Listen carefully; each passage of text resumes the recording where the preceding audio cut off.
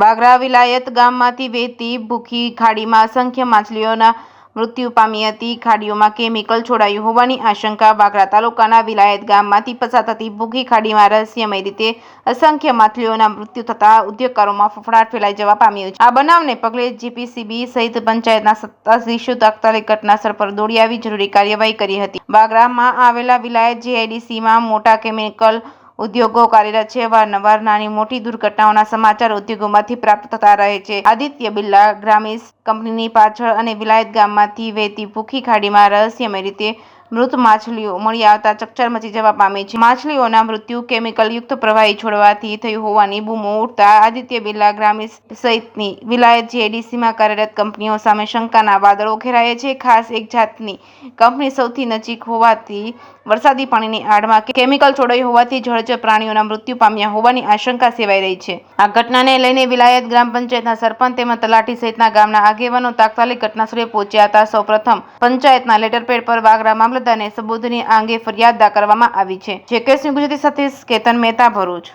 નમસ્કાર, પટેલ ઇમ્તિયાઝ, સર્વ સમાજ સેના ભરૂચ જિલ્લા જનરલ સેક્રેટરી અને સોશિયલ એક્ટિવિસ્ટ. આજે આપણે ઉપસ્થિત છીએ ભરૂચ જિલ્લાની અંદર આવેલ વિલાયત જીઆઈડીસીના અંદર ભૂખી ખાડી જે છે, જેને ભૂખી ખાડી તરીકે ઓળખવામાં આવે છે, ત્યાં નજદીકી જે પણ સરપંચ પંચાયત છે અને નજદીકી જાગૃત વ્યક્તિઓ દ્વારા અમને માહિતી આપવામાં આવી હતી કે અહીંયા આ વિસ્તારના અંદર કેટલાક અસંખ્ય માછલાઓ રાત્રિ દરમિયાન મૃત્યુ પામ્યા છે અને સવારે અહીંયા નજરે પડી રહ્યા છે.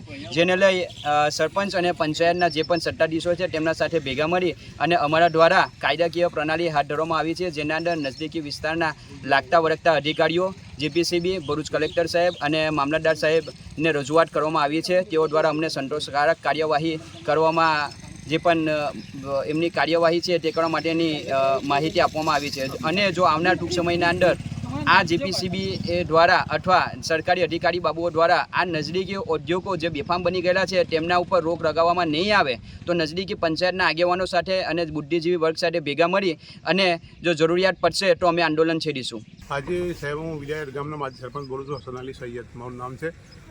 અમારા ગામમાં આવેલી ભૂખી નદીમાં કેમિકલયુક્ત પાણી આવેલું છે.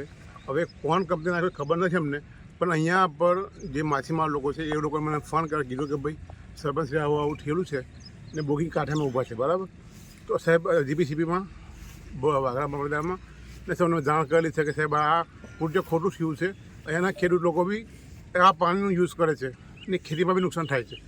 એટલે સાહેબ આપ સાહેબ આગેવાનના પગલાં ધ્યાનથી લેશો.